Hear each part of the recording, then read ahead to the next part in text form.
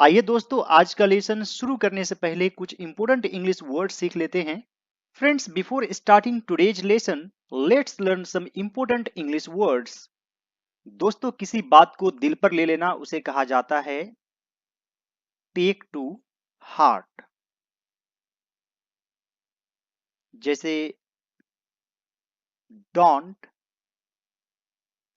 Take it to, आप यहां पर योर भी जोड़ सकते हैं, heart. Don't take it to your heart, इसे अपने दिल पर मत लो। तो ये काफी इंपॉर्टेंट फ्रेज है। दोस्तों, घबरा जाना, इसके लिए आप कह सकते हैं get nervous. Don't get nervous. किसी की बुराई करना, इसके लिए आप यूज कर सकते हैं टॉक इल अबाउट समबडी। जैसे don't talk ill about me, मेरे बारे में बुरा मत कहो। या फिर don't talk ill about him, उसके बारे में बुरा मत कहो। और दोस्तों, किसी व्यक्ति के रग रग से वाकिफ होना, यानी कि पूरी तरह से उसके बारे में जानना, इसके लिए आप एक फ्रेज यूज कर सकते हैं नो समबडी इनसाइड आउट। जैसे मैं तुम्हें अच्छी तरह से जानता हूं, I know you inside out. तो यह काफी इंपॉर्टेंट फ्रेज है, याद रखेंगे। दोस्तों, किसी व्यक्ति में अच्छे संस्कार डालना, इसके लिए आप यूज कर सकते हैं instil good values in somebody. और किसी के मन में डर बिठा देना, तो आप लिख सकते हैं इंस्टिल फियर इन समबडी। जैसे दोस्तों, मान लीजिए हमें बच्चों में संस्कार डालना चाहिए, we should instill good values, और यहां पर है इन समबडी, यानी कि in children. We should instill good values in children. और दोस्तों, मान लीजिए कि डर नहीं बिठाना चाहिए, तो आप लिख सकते हैं we should not instill fear in children. तो यहां पर इंस्टिल काफी इंपॉर्टेंट वर्ब है, हमेशा याद रखेंगे, काफी यूजफुल है। और दोस्तों, किसी को शर्मिंदा कर देना, इसके लिए आप लिख सकते हैं embarrass somebody। जैसे उसने मुझे शर्मिंदा कर दिया, he embarrassed me। और यहां पर आप यह भी लिख सकते हैं he put me to shame। इस फ्रेज का भी आप यूज कर सकते हैं। दोस्तों, किसी की इमेज को खराब करना, छवि को खराब करना, इसके लिए आप एक फ्रेज यूज कर सकते हैं टार्निश या फिर ब्लेमिश somebody's image। जैसे मेरी छवि खराब मत करो, डोंट टार्निश माई इमेज। तो यहां पर आप टार्निश या फिर ब्लेमिश का यूज कर सकते हैं। दोस्तों, किसी व्यक्ति की नजर उतारना, इसे इंग्लिश में कहते हैं एक्सोरसाइज। एक होता है एक्सरसाइज जिसमें ई होता है, इसमें ओ रहता है, एक्सोरसाइज यानी कि नजर उतारना। जैसे मान लीजिए द मदर एक्सोरसाइज्ड हर बेबी। इस तरीके से आप यूज कर सकते हैं, काफी इंपॉर्टेंट वर्ड है। और किसी को गुदगुदी लगाना, इसके लिए आप यूज कर सकते हैं टिकल समबडी। जैसे मुझे गुदगुदी मत करो, डोंट टिकल मी, आप इस तरीके से यूज कर सकते हैं। और दोस्तों, आज का आखिरी वर्ड लेते हैं जो कि काफी इंपॉर्टेंट है, पुट ऑफ, यानी कि टालना। इसका हार्ड वर्ड होता है प्रोक्रेस्टिनेट।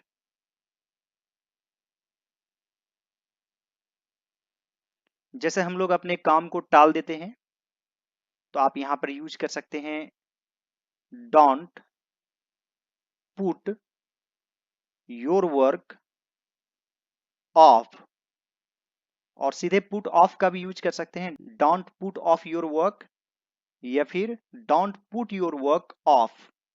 तो पुट ऑफ काफी इंपॉर्टेंट वर्ड है, याद रखेंगे। अब दोस्तों हम लोग स्टोरी की तरफ आगे बढ़ते हैं। मैं आप लोगों को डिटेल में बताऊंगा तो आप लोग सभी इस वीडियो को पूरा जरूर देखेंगे। एक बार एक मछुआरा अपनी पत्नी के साथ एक गंदे स्थान यानी कि पिग्स टाई में रहता था। पिग्स टाई यानी कि जहां पर पिग्स को रखा जाता है। तो दोस्तों यहाँ पर रहता था, आप इसे सिंपल पास्ट टेंस में लिख सकते हैं, यानी कि सबसे पहले सब्जेक्ट, फिर वर्ब टू और फिर ऑब्जेक्ट के साथ, यानी कि विद। यह प्रेपोजिशन है। एक बार यानी कि वंस, कौन रहता था, एक मछुआरा, यानी कि अ फिशरमैन। यह है सब्जेक्ट। तो सबसे पहले सब्जेक्ट, तो यहां पर लिखेंगे once a fisherman lived in a pigsty with his wife। आप चाहें तो with his wife को पहले लिख सकते हैं और in a pigsty को बाद में लिख सकते हैं। Once a fisherman lived with his wife in a pigsty, इस तरीके से भी आप बोल सकते हैं। या फिर once a fisherman lived in a pigsty with his wife। एक दिन मछली पकड़ते समय उसके हाथ एक बड़ी मछली लग गई। मछली पकड़ते समय यानी कि while फिशिंग। फिशिंग यहाँ पर वर्ब है। फिश का अर्थ होता है मछली और मछली पकड़ना भी होता है। जैसे दोस्तों खाते समय मत बोलो, डोंट स्पीक वाइल ईटिंग। तो के समय इस सेंस में आप वाइल का यूज कर सकते हैं, और वाइल का अर्थ जबकि भी होता है। जैसे मैं खेल रहा हूं जबकि वह पढ़ रहा है। I am playing while he is reading. इस सेंस में आप वेयर एज का भी यूज कर सकते हैं, whereas he is reading. तो यहां पर एक दिन मछली पकड़ते समय उसके हाथ एक बड़ी मछली लग गई। One day while fishing he caught, यानी कि कैच से कॉट बन जाएगा, a big fish. One day while fishing he caught a big fish। इसने कहा यानी कि मछली ने कहा, मैं मछली नहीं बल्कि एक मंत्रमुग्ध राजकुमार हूं, कृपया मुझे जाने दें। मंत्रमुग्ध यानी कि इंचेंटेड। इसने कहा यानी कि इट सेड, अभी वह मछली ही है, उसने कहा भी रहता तो ईट ही लिखते। मैं मछली नहीं, I am not a fish but an enchanted prince. कृपया मुझे जाने दे, प्लीज लेट मी गो। इसी तरह दोस्तों मुझे पढ़ने दें, लेट मी स्टडी। मुझे खाने दो, लेट मी ईट।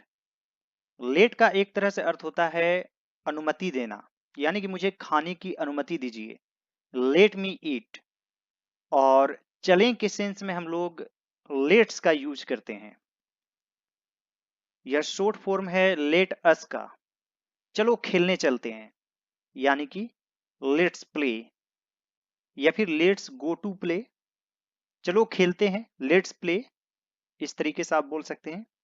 चलो एक मूवी देखते हैं, लेट्स वॉच अ मूवी, इस तरीके से आप लेट का यूज कर सकते हैं।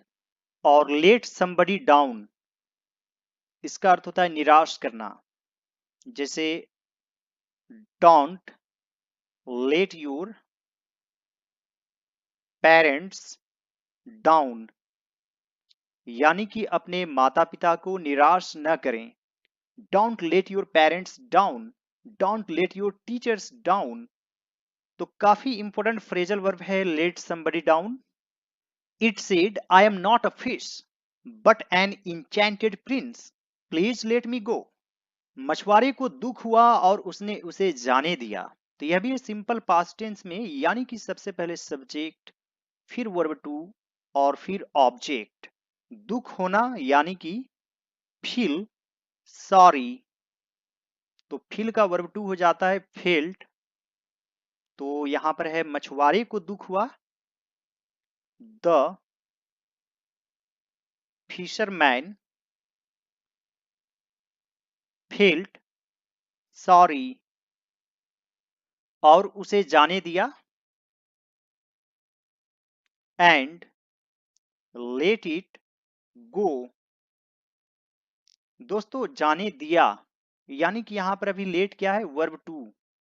लेट लेट लेट ही होता है, verb forms. The fisherman felt sorry and let it go, हालांकि उसकी पत्नी चाहती थी कि वह मछली से उन्हें एक झोपड़ी देने के लिए कहें। जैसे दोस्तों मैं चाहता हूं कि आप जाओ, तो यहां पर लिखेंगे I want you to go. मैं चाहता हूं कि आप सफल हो, I want you to get success. तो यहां पर उसकी पत्नी यानी कि अपने पति से बुलवाना चाहती थी, तो यहां पर लिखेंगे how ever his wife wanted him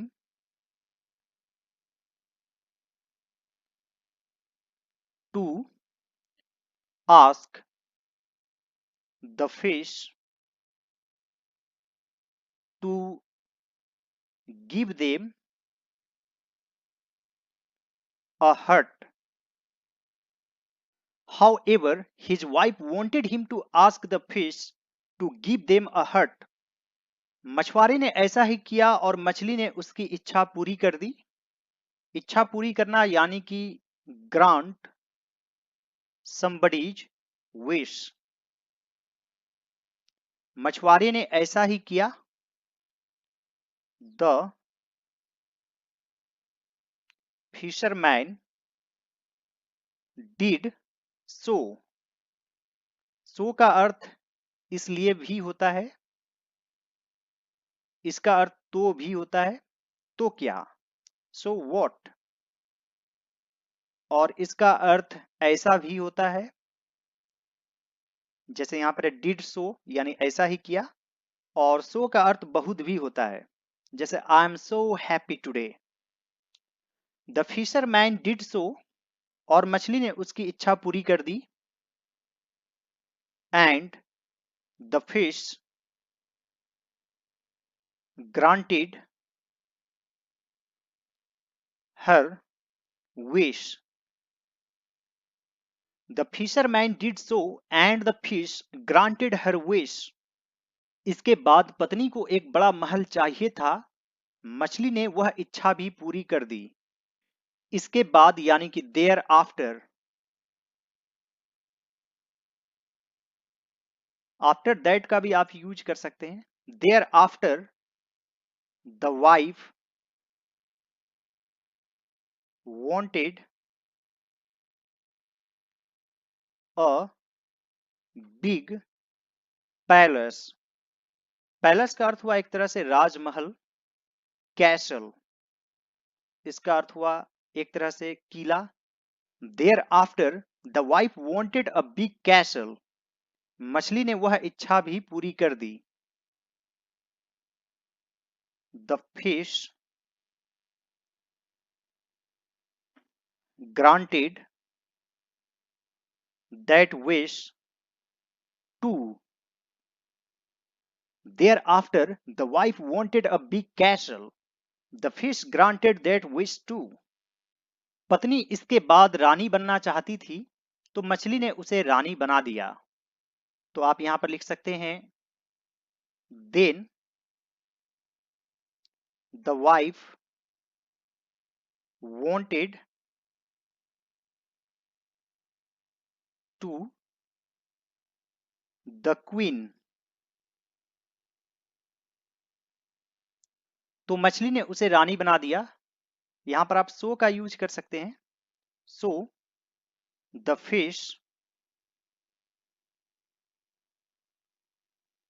made her the queen.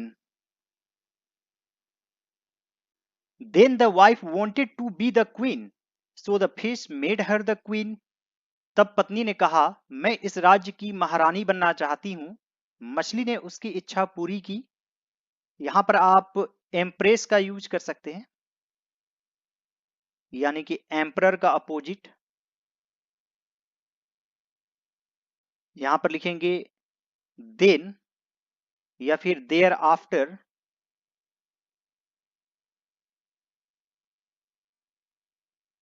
The wife said, मैं इस राज्य की महारानी बनना चाहती हूं। आई वॉन्ट टू बी या बिकम दी एम्प्रेस, इस राज्य की, ऑफ दिस किंगडम। मछली ने उसकी इच्छा पूरी की। The fish fulfilled her wish. Thereafter, the wife said, I want to become the empress of this kingdom. The fish fulfilled her wish. फिर पत्नी ने कहा, मैं भगवान बनना चाहती हूं।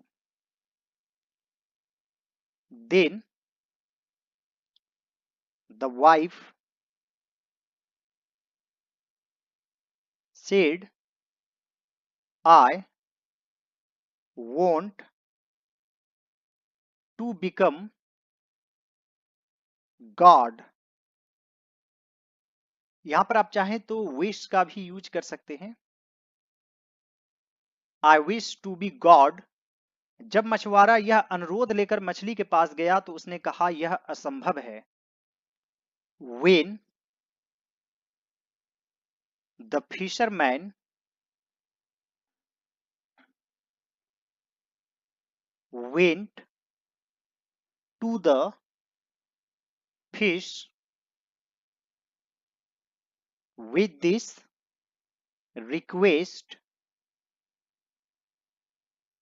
तो उसने कहा, इट सेड, अभी मछली ही है तो आप इट का यूज कर सकते हैं, यह असंभव है।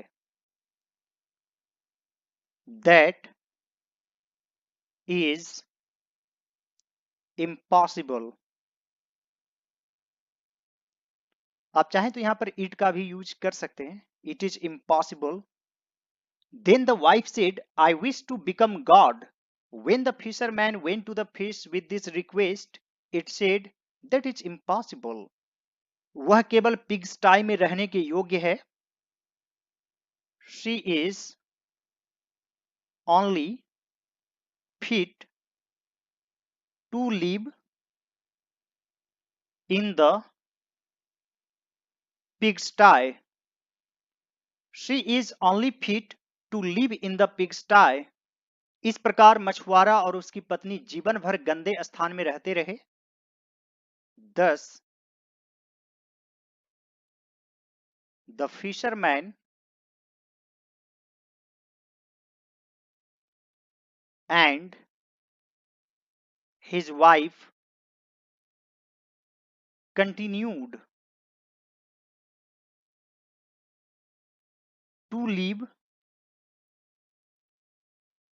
इन द पिगस्टाई। अब गंदे स्थान के सेंस में भी पिगस्टाई का यूज कर सकते हैं। Thus the fisherman and his wife continue to live in the pigsty. I hope friends आज का वीडियो आप लोगों को अच्छा लगा होगा। यदि यह मेरा एफर्ट आप लोगों को अच्छा लगे तो इस वीडियो को लाइक कर दीजिएगा। मेरे चैनल पर नए हैं तो जरूर सब्सक्राइब कर लीजिए और दूसरे सभी वीडियोज को जरूर देखिए। All right friends, thanks for watching, have a great day.